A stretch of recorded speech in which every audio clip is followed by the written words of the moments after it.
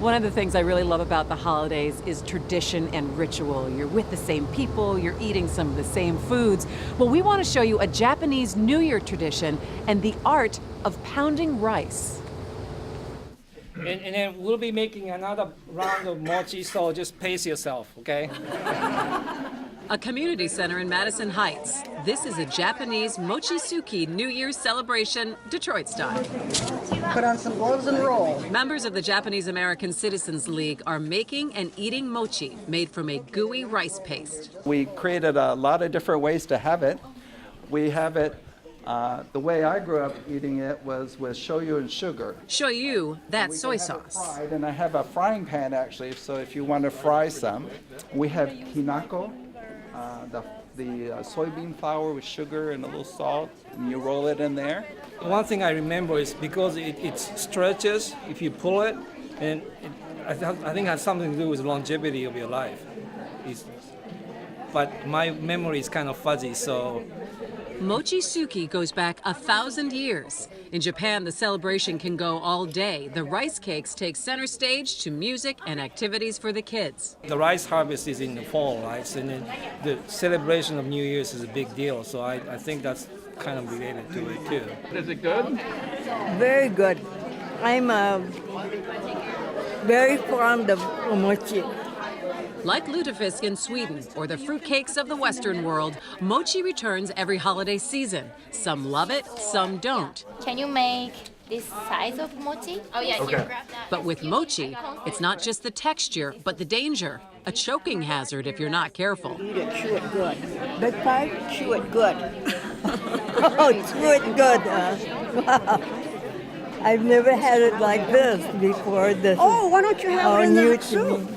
Well, this is ozoni. This is the New Year's soup. And it has it has carrots and tofu and fish cake and lotus root. The mochi sits in the bowl like a matzo ball. This is just the second year the Citizens League has held Mochitsuki in Detroit, even though the group has been here more than 70 years. And it started out as a support group of obviously Japanese Americans, and it turned into a more of a civil rights focused organization, and we have chapters everywhere, including obviously here in Detroit.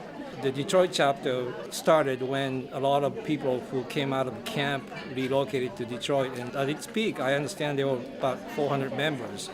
This is a wonderful gift basket. Mary Kamidoi was born in California, held in an internment camp in Arkansas during World War II. She's long retired from Ford Motor Company, but remembers Mochitsuki as a child. All the time that we were making mochi, the kids just played around with it. Our parents made it every year and had friends come over. And so, and I'm one of these, I didn't eat it, I didn't like it. So I crabbed every time we were molding the thing. Ma, I don't even eat the thing. Why do I have to come home and do this? She said, Mary, just keep molding it. Molding mochi, that's the easy part. You need people to pound the rice, swinging a big mallet over and over again. For you to pound, that's a job. It's like my dad used to say, if you don't pound right, you will hurt your back. And then the one that had to turn it, if you don't time it right, the mallet will come down on your hand or your head. Technology to the rescue, the mochi-making machine. Mary's brother-in-law found one in Los Angeles. He brought it home, and my sister said, come on over, you got to see this machine, Mary. It's really funny. This one just works automatically. It steams, and when it's ready, the pounding starts. The other two, you have to push the button. I've always been saying, I would say it to my mom, why is it Japan hasn't made a machine so that the mochi comes out in like this, out of it, and it cuts off at a certain, Mary, then there'd be no fun to this. Because see, these machines, the way they're cutting it, it's a mess. You like to eat it now, though, huh? Not really. I will eat one or two, but that's it. Not because I like it so well. I just eat it because it's just custom. What are you going to do with that, buddy? After a while, when you don't have it, you sort of miss it.